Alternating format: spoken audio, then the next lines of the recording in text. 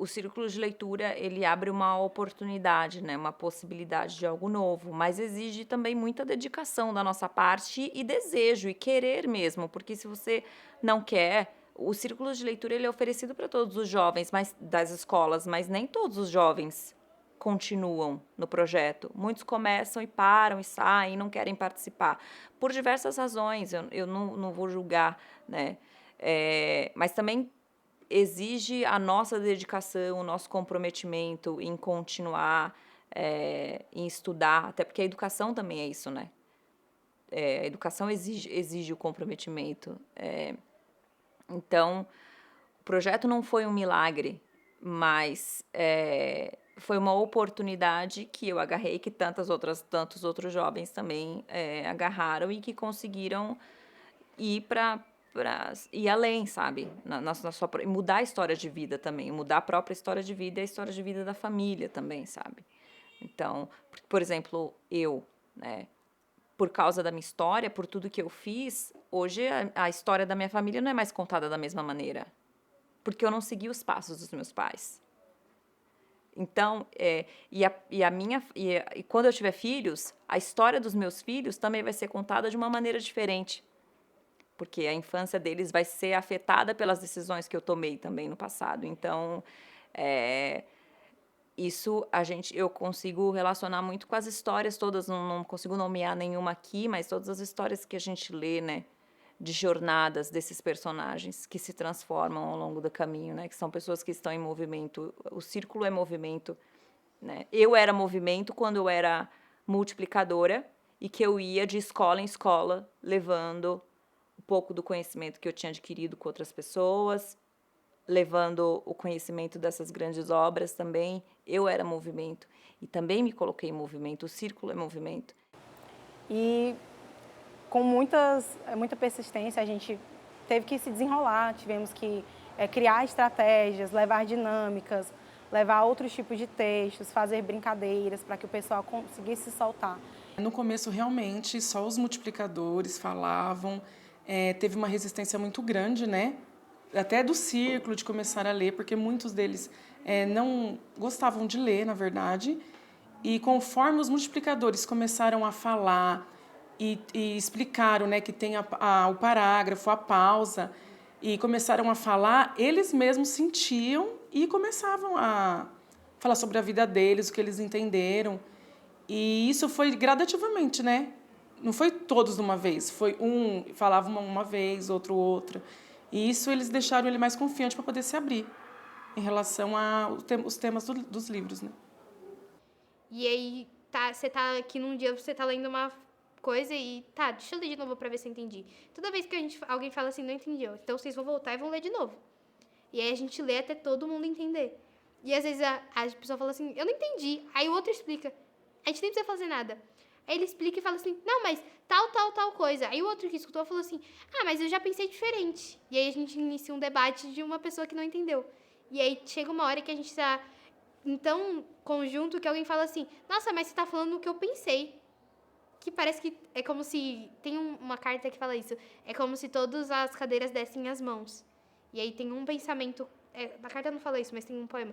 Que um pensamento corre. E aí quem pega ele se torna o dono daquele pensamento. E aí ele expressa. E aí quando ele expressa, os outros expressam também. Porque tá todo mundo conectado. A gente gostava que desligassem os celulares, obviamente, para focar na leitura, não ficassem conversando assim com o colega do lado. E a gente não queria forçar nenhum deles a fazer uma leitura, mas a gente gostaria da participação deles, que era muito importante.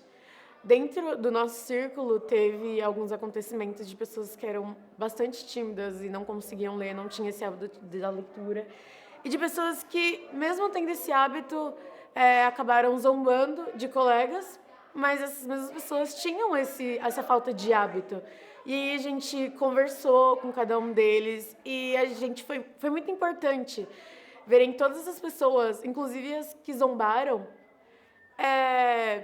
se evoluindo, sabe? No início, né, no ano passado, teve uma certa dificuldade, porque como era todo mundo no primeiro ano, ainda a gente não se conhecia, não sabia o jeito de cada um, então teve uma certa dificuldade em assim, criar como se fosse um entrosamento entre o grupo, para que todos se entendessem e fizessem da forma que ficasse confortável para cada um. Mas ao decorrer do tempo, a gente tendo bastante encontros, a gente foi desenvolvendo um conhecimento de cada um, então a gente sabia o que cada um gostava, da forma que gostava de ler, tanto que a gente começou até a separar por grupos, né? Mesmo que a gente não se conhecesse, a gente conseguia se aceitar e se entender, mesmo com as diversidades. Então, o Círculo e muito dos livros também trouxe pra gente esse negócio da gente aprender a acertar o diferente, aprender a entender o diferente. Porque no início é muito complicado, mas depois que a gente se entendeu, a gente começou a compreender cada um, foi mais tranquilo, tanto que a gente conseguiu desenvolver todos os livros que o Círculo trouxe pra gente ano passado, a gente conseguiu desenvolver, fazer as cartas de devolutiva. Então, geralmente o início de um processo ele é muito complicado, mas depois de um tempo a gente conseguiu se encontrar e essas questões socioemocionais dentro da escola e fora da escola foram se ajeitando. Pessoas que tinham alguns problemas de timidez, de ansiedade, dentro do Círculo conseguiam se expressar melhor e conseguiam mostrar um lado que a gente não via geralmente, porque as pessoas são um pouco mais fechadas, né? Quando elas estão num ambiente que elas não são familiarizadas.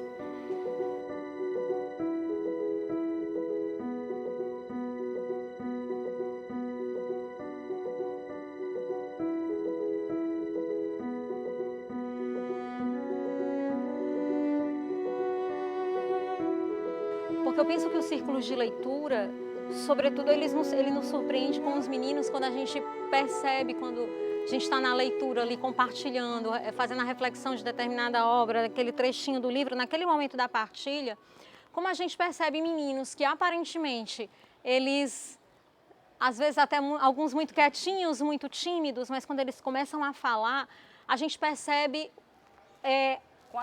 o quanto ajudou e essa questão do pensamento crítico, como quando os meninos conversam, falam, eles fazem associação da literatura com a vivência deles, eles conseguem perceber isso de forma que brota deles, eu acho que gera um grande encantamento na gente e a gente percebe isso também se desenvolvendo nos meninos. Claro que isso é uma construção.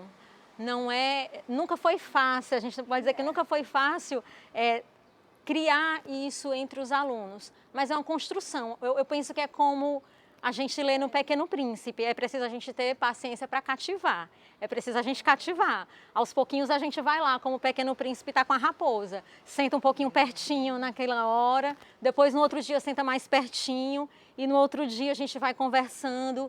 Vão ter dias que vão ser mais desafiadores que outros, mas eu penso que é uma construção, a nossa vivência dos círculos de leitura. Sim, tem cada tempo para um Deus diferente. E nesse livro ele conta que um carinha, ele era um Deus. Essas coisas não acontecem em uma noite ou um mês, mas é um processo de evolução. E você pode fazer isso numa cidade do interior em um ano, começando com 5 ou 10 escolas, e vai espalhando. A gente vai treinando professores,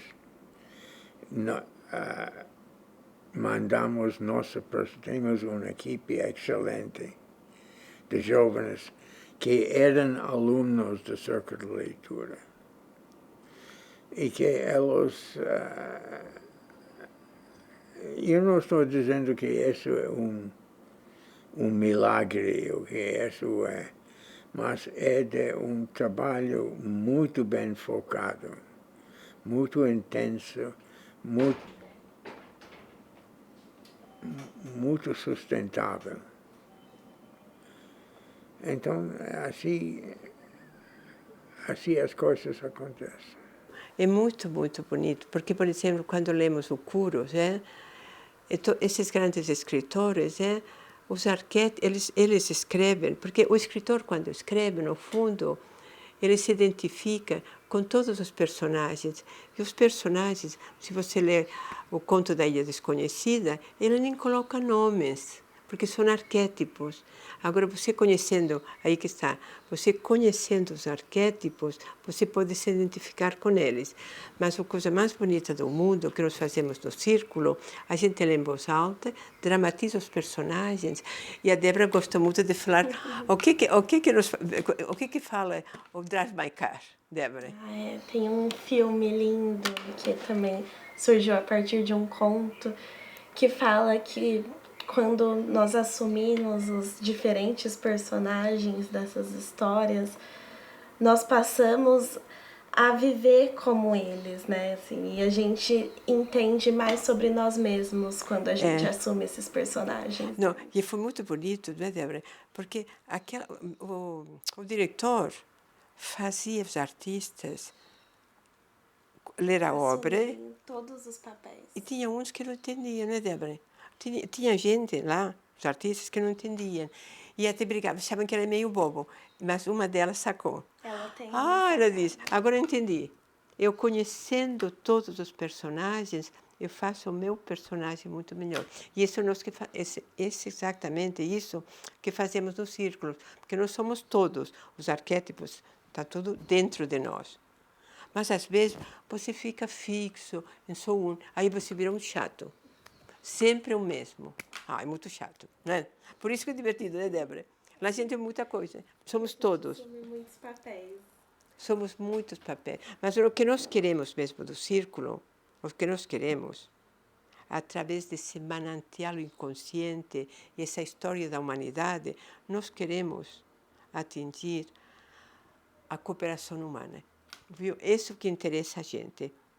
A nós interessa que eu não me conformo, né? Que as pessoas continuam brigando tanto. Quando você coopera, é muito bom negócio. Não é, Débora? Tudo muda, né? Assim, e o Hakari fala disso, né, Débora? O Hakari fala, não é? Ele fala da cooperação como superpoder da humanidade, né? E eu sinto o superpoder. É através desses livros que a gente... Dos livros e do ler em grupo que a gente vai desenvolvendo a cooperação. O superpoder. Né? O que você acha do superpoder? O superpoder. Nós na escola estamos propondo um superpoder, que é a cooperação humana. E parar de brigar, porque quando você briga, você gasta muita energia. É um mau negócio. Mas temos muito trabalho, porque ainda briga muito, né, Débora? Eu gosto muito de Curos. Curos fala sobre um herói. E esse herói, ele em um determinado momento... Curos é uma das obras, né? Eu posso dizer que, por exemplo, Evelyn, no conto do James Joyce, que a gente leu, também me marca muito. Mas em específico, Curos, porque a gente tem o Teseu. E a gente tem uma releitura do conto do Minotauro, onde não existe morte. O Minotauro não morre, ele é transformado. E o Teseu, ele sai da cidade dele, ele sai do lugar de onde ele mora com um objetivo: salvar o povo dele, ajudar o povo dele, de certa forma. Eu me identifico um pouco com o Teseu, assim, ajudar o povo dele, e ele sai de lá com essa intenção: eu vou matar o Minotauro, não, se eu tiver que matar, eu vou matar. E quando ele chega até Minos, né, que é o rei, eles têm um encontro muito emblemático, né, o encontro da sabedoria, do jovem com o velho. E aí o Minos fala pra ele: não é assim, você não vai descer lá pra matar ninguém, você vai descer lá preparado para transformar, né? Ele ensina para ele que ele pode ter muito... Não é só matar ou morrer, né? Que a gente no nosso cotidiano, a gente tem muito disso, né? Ou é matar ou é morrer, e não é matar ou morrer, é transformar o tempo todo, sabe? É girar, fazer a roda da vida girar. A gente tem que transformar as coisas. É tão bonito essa ideia da jornada do herói. É uma coisa muito, muito interessante essa ideia que o conhecimento, né, como o amor, quanto mais você dá, mais você tem. Então, os ex-multiplicadores, no fundo, é muito bom para nós, né, porque eles fazem a formação com os outros jovens, outros colégios, e por isso que a gente cresce. Mas também, eles não iam ser heróis se não passassem o conhecimento. Herói é aquele que aprende, né? Como diria Platão, é muito bom saber é muito bom, mas saber convencer Aí é outra coisa. E saber comunicar, né?